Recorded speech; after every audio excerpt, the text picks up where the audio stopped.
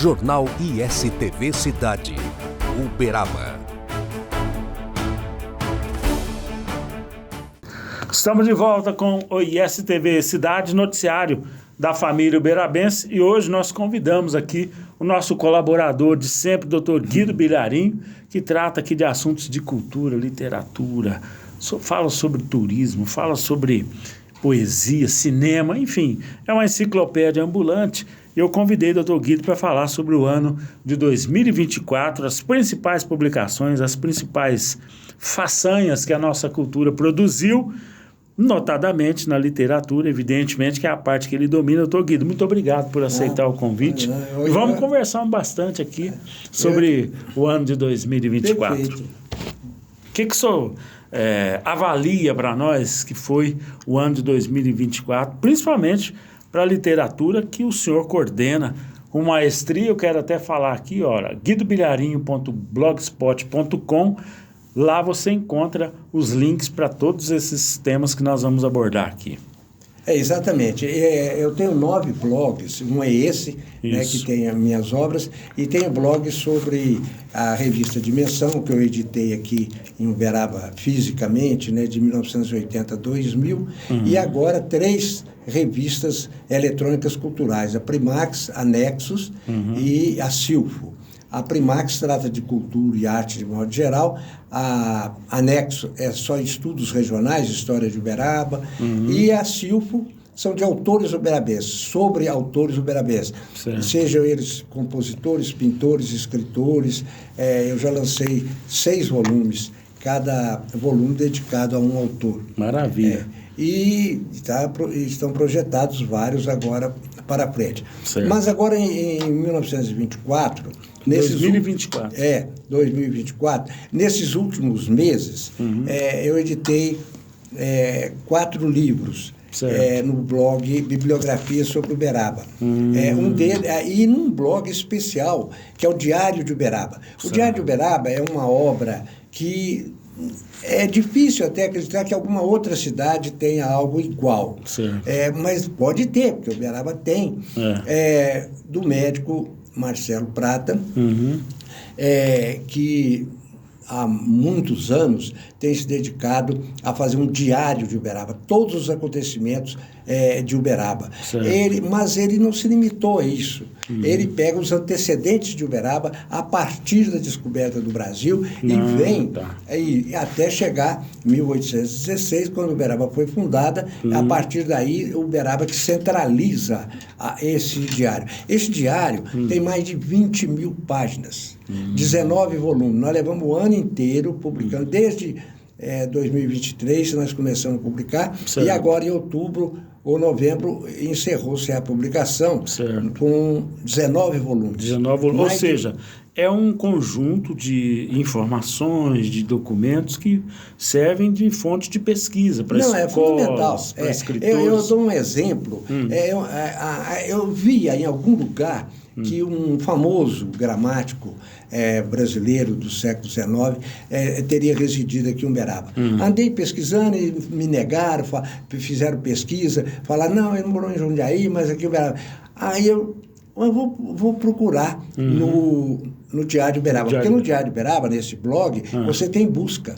Você lança o nome facilita. E aparece. Eu julguei Leonel Teixeira Lomba, é um gramático famoso, quase que, vamos dizer assim, legendário no Brasil, porque ele deixou uma gramática latina. Leonel Teixeira Lomba. Lomba. E ele realmente, nesse diário, eu encontrei lá, porque eu sabia que mais ou menos era a década de 1850. Ele veio em Uberaba, morou aqui há algum tempo, lecionou no segundo colégio que Uberaba teve, porque Uberaba, até 1854, só tinha tido escolas primárias. Em 1854, um engenheiro fundou o primeiro colégio, que durou 3 anos, até 59, onde ele foi fechado por motivos políticos. Uberaba foi muito prejudicada, como quase todas as cidades do Brasil, principalmente do interior, pelo choque entre os grupos e partidos. Aqui em Uberaba foi uma luta muito grande, isso prejudicou demais Uberaba. Houve até atentados à bala, de líderes de um partido contra outro, furto de urna eleitoral. Quer dizer, era um negócio assim meio faroeste. E aí o senhor está falando de um período em que a República estava se firmando. Não, ainda até antes. Antes até, né? Esse problema da urna já foi na República. Na República, mas antes disso já tem um relato ali. Exatamente. Aí, então, esse Lomba... Aí o Degenés, que foi um médico francês que veio para Uberaba, tem uma importância fantástica na história e na cultura de Uberaba. Aliás, está presente em obra sua também. Também, ele é muito citado. Foi ele que fundou a imprensa em Uberaba em 1874. Quer dizer, Uberaba não tinha jornal. Ele era um espírito inquieto. Aí ele era advogado prático também, fazia defesas no júri e era um grande orador. Ele não se conformou do colégio desse engenheiro ter sido fechado. E, em 1859, fundou um. E o Lomba lecionou nesse colégio. Morou aqui em Uberaba talvez uns 2 anos. Então, isso é muito importante para mostrar como ele conseguiu essa informação. E por aí você vê o teor desse diário de Uberaba, que é uma obra monumental e que tem um blog próprio.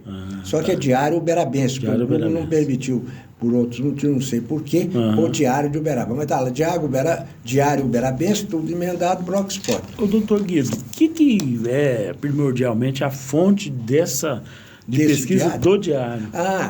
Boa. Essa pergunta é muito interessante. Bom, a fonte, primeiro foi a história, pesquisa de história, e depois a imprensa. Quer dizer, por exemplo, a partir de quando... Ele era um médico uberabense que exerceu a profissão no Rio de Janeiro, aposentou, voltou para Uberaba, no começo da década de 1990. A partir daí, ele começou a fazer esse diário e outras obras, não é só isso. Ele tem outras obras lá no computador dele. E ele... a partir daí, ele pegava os jornais diários, todos os jornais de Uberaba, e tudo que é noticiado, política, social, esporte, tudo ele foi coletando. Ia colocando no diário. Então, nós temos aí uma história completa, cronológica, diária de Uberaba. Entendi. É uma fonte inesgotável de pesquisa e de informação. Maravilha. Como eu estou te mostrando, esse exemplo do Lomba, eu mesmo fiquei altamente surpreendido. Como é que ele descobriu isso e outros pesquisadores atuais de Uberaba, que têm muito acesso, não conseguiram. Interessantíssimo. E ele já tinha conseguido. A gente vê que, então, que é uma obra bem completa, né? Completa. E que faz um pente fino da história, né? Mas o senhor falou também de genealogias, né? Sim, eu publiquei 2 genealogias. Uma em 2ª edição, que é a genealogia da família Rodrigues da Cunha, feita pelo Antônio Ronaldo Rodrigues da Cunha, que é um primor também. É monumental. Ele é uma família muito grande, muito antiga, é uma das primeiras famílias que vieram para Uberaba, e tem uma descendência muito grande. Ele teve um trabalho muito grande para fazer o Ildebrando Pontes, na década de 1920, já tinha feito uma genealogia do Rodrigues da Cunha. Chegou a editar, eu tenho um exemplar, mas pequena, incompleta, naquela época não tinha mais elementos. Agora do Antônio Essa Ronaldo, do Antônio Ronaldo, então, é mais atualizada e é assim... Mais informações. Completa. São 2 volumes muito grandes e tal. E também publiquei uma genealogia que alguém me deu um exemplar, não sei quem, nem sei quando, mas eu guardei, e aí, olhando lá, falei, gente, olha aqui, o que eu tenho aqui que eu tinha até esquecido? Genealogia do Silvio Oliveira, que é a família do Major Eustáquio. Sim. Quer dizer, a família fundadora de Uberaba. E essa foi feita também pelo Ildebrando Pontes e permaneceu. Como todas as grandes obras do Ildebrando, ela permaneceu inédita. A história de Uberaba Civilização no Brasil Central ficou inédita há 40 anos, a história do futebol exatamente 50 anos, inédita, e manuscrita em caderno escolar. E essa genealogia ficou mais ainda, porque ele a fez terminando em 1905. Mas depois ele foi acrescentando, mas o núcleo, quando ele fez, tudo vai até 1905. E a partir daí, ele ampliou, porque ele faleceu em 1940, e alguém que não está designado, não se sabe quem, completou alguma coisa até depois de 1940. Quem me deu isso, eu não sei quem é, mas aí mandei digitalizar, atualizamos a ortografia, estabeleci um sumário, porque sem sumário você fica perdido. E o sumário, muita informação. Por exemplo, genealogia do Silva Oliveira, o Hildebrando, que era um espírito altamente matemático e ele era um engenheiro, tinha uma formação científica, ele planejou assim, primeiro ele fala em geral da família, dos pais do Major Eustáquio, e depois ele coloca 8 capítulos, um capítulo para cada filho, quer dizer, o Major Eustáquio mais seus 7 irmãos, inclusive um deles é importantíssimo na história do Uberaba, que é o Capitão Domingos, que foi o nosso primeiro prefeito, na época chamava agente executivo, porque o Major Eustáquio já tinha falecido quando o Uberaba se transformou em município, senão seria automaticamente ele. Foi-se uma lei provincial mineira que criou a vila de Uberaba. Na época não se chamava município, chamava vila. Uberaba era distrito de Araxá. Aí veio, mas essa lei, como eles faziam com todas as cidades, só poderia ser efetivada a independência de Uberaba se a comunidade construísse o prédio da Câmara, porque na época não era prefeitura, era a Câmara. E a cadeia. Aí Uberaba, com a liderança do Capitão Domingos e outros, se construiu ali onde é a Câmara, na Praça Rui Barbosa, embaixo era a cadeia e em cima funcionava a Câmara.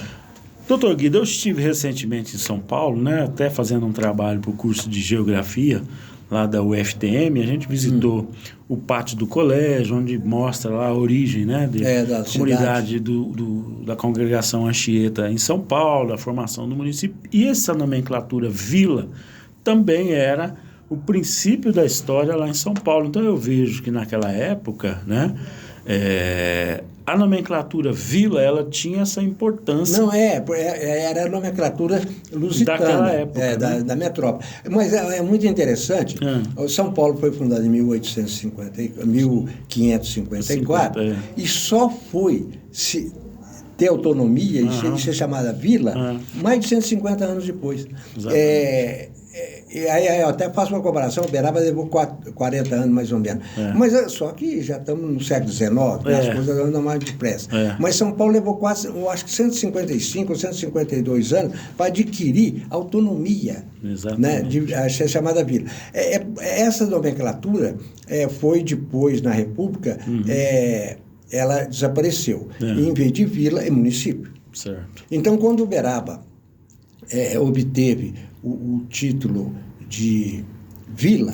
E pegou autonomia, foi em 1836, aí houve uma eleição para vereador, o Capitão Domingos foi o mais votado, aí ele foi a cavalo de carruagem lá em Araxá, a Câmara de Araxá que deu posse a ele e deu autorização para ele voltar em Uberaba, instalar a Câmara Municipal e dar posse aos outros vereadores. O que ele fez no dia 7 de janeiro de 1837. Ou seja, por isso que tinha um status já de um município.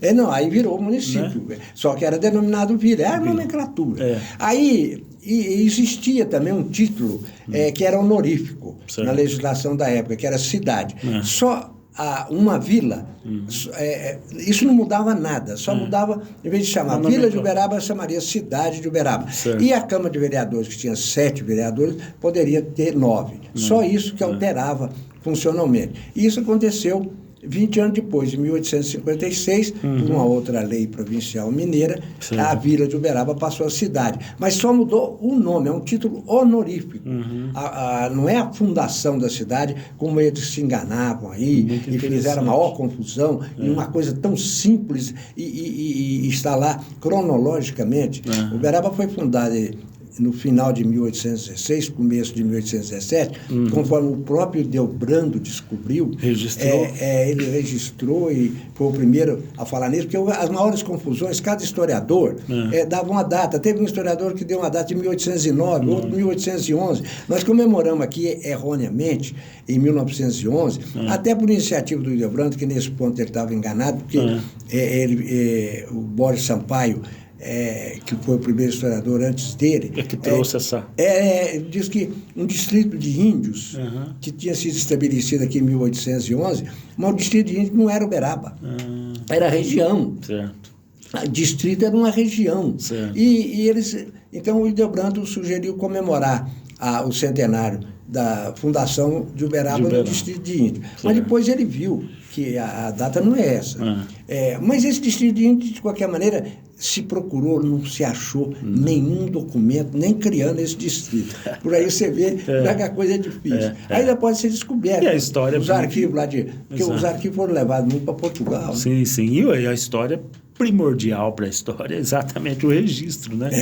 Claro, documento. Mas, doutor Guido, nós falamos dos livros que o senhor mencionou aí, são 4 mais importantes, mas o senhor tem planos para 2025, não, né? Mas ainda está faltando um livro. Está faltando a segunda edição eletrônica de A Questão dos Imóveis Embargados em Uberaba. É um assunto momentoso, um assunto que tem prejudicado demais Uberaba, como está explicado nesse livro.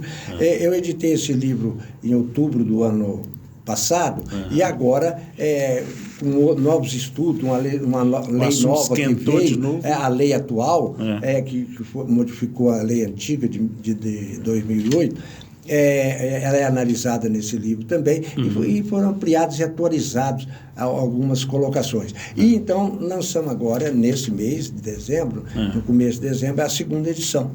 E foi distribuída e está lá em 2 blogs, no meu blog e no blog Bibliografia sobre Uberaba, que trata também de um assunto geral da cidade. Professor, esse assunto aí está longe de ser pacificado. Sim, ainda vai muito complicado. É muito complicado pelo seguinte, mesmo o judiciário e o Ministério Público, que mexeram com esse assunto, não atentaram para os aspectos constitucionais. A Constituição fala que quem tem que preservar é o poder público, não é o proprietário. Está lá, claro, o poder público, artigo 216 da Constituição Federal, parágrafo 1º. O poder público promoverá com a colaboração da comunidade. Quer dizer, colaboração não é obrigação. E da comunidade, em geral, porque o beneficiário dessa preservação cultural é toda a comunidade. Claro. Então, a comunidade toda, a própria Constituição fala. Agora, vamos dizer assim, até numa certa malícia, os poderes públicos, as prefeituras e os estados julgaram isso para os proprietários. Então, o proprietário, aqui em Uberaba, por exemplo, tem uma lei de 2008, o proprietário não podia fazer nada, nem pintar uma janela sem pedir autorização e, às vezes, apresentar até projeto conforme a reforma para o CONFAL, que é o Conselho do patrimônio cultural. Isso levando-se em conta os imóveis inventariados. E passaram a inventariar na realidade, eles não procederam a inventariamento nenhum. Não, né? Apenas fizeram um registro, percorrer a cidade, funcionários até do estadual, e fizeram uma descriçãozinha porque eles eram especialistas, e entregaram essa lista para a Prefeitura de Uberaba. Aí foi criado o CONFAL, e eles pegaram aquela lista e consideraram aquela lista todinha, mais de 150 imóveis particulares, como inventariados. Porque a Constituição de 88, pela primeira vez, criou isso, que o poder público tem que inventariar. Mas ele inventaria para ele preservar, não para o proprietário preservar. Então está dando os maiores problemas aí, está desarticulando até herdeiros, familiares, que às vezes 3, 4 herdeiros herdam um imóvel e ele é inventariado, ninguém compra. Fica preso. Eles, às vezes, como acontece com vários, eu não vou citar, mas eu estou acompanhando tudo, eles não têm dinheiro para a reforma. Então, nós temos vários imóveis residenciais em Uberaba que estão deteriorando. E outra coisa, na medida, vários imóveis perderam a comercialização, porque quando o interessado em adquirir o imóvel vê que ele é inventariado, já sai. Mas não vai comprar. É muito difícil comprar. Só compra quando tem alguma, como temos 3 exemplos só. Um ficou 10 anos para ser vendido e foi vendido por 1/3 do valor de mercado. Então cai drasticamente. Então isso é prejuízo que o artigo 37 da Constituição prevê indenização, que é dano que o poder público está ocasionando ao particular. Então, nós vamos... A lei era tão interessante, o guante ditatorial dessa legislação, que previa multa de até 300% do valor de mercado do imóvel se o proprietário não o preservasse ou derrubasse, por exemplo. Então, agora, o proprietário, o direito de propriedade dele garantido pela Constituição, a Constituição, inclusive, usa esse termo, garantido. Garantido. Maravilha. Olha, o doutor Guido Bilharin volta, nós vamos encerrar aqui esse programa nessa edição, mas a gente volta falando mais sobre literatura, sobre publicações, inclusive os planos do Dr. Guido para 2025, combinado? Perfeito. Então, ISTV Cidade, o noticiário da família uberabense. Estamos apresentando Jornal ISTV Cidade, Uberaba. Café Silva, além do sabor, da qualidade, do aroma, agora vem com uma super novidade, o filtro reutilizável. Você economiza mais e o meio ambiente agradece. Café Silva, cada vez melhor. ISTV Shop, o seu shopping na TV. Moda, saúde, beleza, decoração. Promoções com produtos e serviços de qualidade. ISTV Shop, o seu shopping na TV. Sabe aqueles momentos com a família, sentados à mesa, momentos que nos fazem bem, que nos fazem felizes? Para acompanhar uma prosa boa, tem que ter Café Silva. Café puro, direto da roça. Produzido com tecnologia sem contato manual. Para uma qualidade diferenciada, deixa a gente fazer parte desses momentos da sua vida. Telefone 034 991 59 39 39, atendendo toda a região. Café Silva, cada vez melhor. Voltamos a apresentar Jornal ISTV Cidade, Uberaba. De volta com o ISTV Cidade, o noticiário da família uberabense. O assunto agora é a abertura de empresas no estado de Minas Gerais. Minas Gerais caminha para fechar o ano mantendo resultados positivos na abertura de empresas. O estado encerrou novembro deste ano de 2024 com 7.779 novas empresas em todas as regiões do estado. O número representa uma alta de 16% em relação a novembro de 2023, quando foram registrados 6.706 novos negócios. No acumulado de 2024, Minas já formalizou 91.613 novos negócios abertos, aumento de 15%, 15,43% para ser mais exato, na comparação com o período igual no ano passado, 79.367 registros. Os dados são do relatório de registros mercantis divulgado nessa semana pela Junta Comercial do Estado de Minas Gerais, a JUSENG, autarquia que é vinculada à Secretaria de Estado de Desenvolvimento Econômico. Quando você pega o ranking municipal, Belo Horizonte segue sendo o município com mais empresas abertas, 2.091 novas empresas formalizadas em novembro, o que representa 20,73% de aumento em relação ao mesmo mês de 2023, quando foram abertas 1.732. Na sequência, aparecem lá, como sempre, né? Uberlândia, 453, Contagem, 251 empresas, Juiz de Fora, 213, Montes Claros, 177, Betim, 143 e em sétimo lugar, Uberaba, até que enfim apareceu 133 novas empresas, depois Patos de Minas e João Pinheiro, 111 empresas, e Nova Lima com 70, fechando o chamado Top 10. Os serviços em alta nestes relatórios divulgados em relação ao segmento econômico, o setor com melhor desempenho em novembro deste ano, confrontando com novembro do ano passado, foi o de serviços, com expansão de 18%, dos novos negócios, seguido pelo comércio com 11% e a indústria com 1,29%. No acumulado de janeiro, o setor de serviços expandiu 17,8% de janeiro a novembro, seguido pela indústria com 10,8% e o comércio com 9,16%, isso no comparativo com o volume de empresas constituídas no mesmo período em 2023. E assim nós chegamos ao fim de mais esta edição do ISTV Cidade, o noticiário da família uberabense. Jornal ISTV Cidade. Notícias exclusivas de Uberaba todos os dias, aqui na ISTV, ao meio-dia e às 8:30 da noite. Uberaba, terra de gigantes, a cidade dos dinossauros, de Chico Xavier e do Gado Zebu, integra a programação da ISTV. Vamos mostrar Uberaba e todo o seu potencial de turismo, desenvolvimento econômico, polo de excelência em saúde, educação e muito mais. A população de Uberaba agora junta-se à rede ISTV, com mais de 150 milhões de telespectadores em todo o Brasil. Através das antenas parabólicas, TV digital via satélite, TVs conectadas e TV a cabo.